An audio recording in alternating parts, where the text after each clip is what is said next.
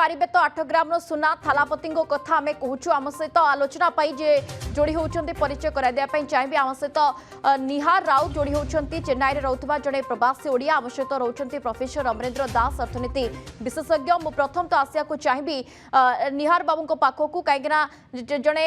प्रवासी ओडिया भाव में जी चेन्नई में रोचे से कहे जे थालापति तो जीति सारी गादी में बसी सारी किंतु वर्तमान जो परिस्थिति ता भितरे जहाँ आम तथ्य रखुलु किसी समय पूर्व जे आर्थिक बोझ केते रहिबो राज्य उपरे जदि 8 ग्राम सुना दिया जाउछि निहार बाबू आपण कहतु सेठी कौन चर्चा जे थालापति जो प्रतिश्रुति देइछन्ती एभली स्थिति रे से केमती पूरण करिवे याकु नै कौन चर्चा होछि सेठी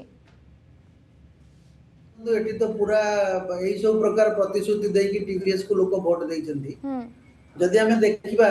ये सरकार प्रथम जो सरकार थिला डीएमके सरकार से सरकार ऑलरेडी हमको गोटे 1 लाख करोड़ डेफिसिट देकी जाइछि वर्तमान ये सरकार जहाँ भी करिवे से 1 लाख करोड़ डेफिसिट कर सारा भरपाई कर सारा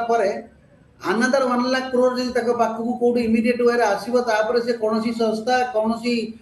प्रतिश्रुति जहाँ देते करें से भाव में सी जो कहते 8 ग्राम गोल्ड आउ सिल्क सारी देवे सब विवाहित महिला मानू आम जब देखा तमिलनाडु एज हूँ माने आप 20 रु 35 एज भितर देखिए अराउंड 30% महिला अच्छा जदि 30% महिला तो एकाथरे बाहागर हेनी जहाँ भी जिते बाहागर हम जहाँ आप आकलन करुले गोटे 25,000 करोड़ पर ईयर ओनली सुनार खर्च हो बिल्कुल जोटा कि लगुच बहुत डिफिकल्ट किंतु काली गोटे स्थानीय गणमाध्यम जहाँ देखागला सी जो कहते कि बैकवर्ड क्लास माने जोटा कि कहते कि आमर पुअर श्रेणी लोक से देवे से पुअर किए से क्या भावे पुअर से जिनसा एपर्यंत किसी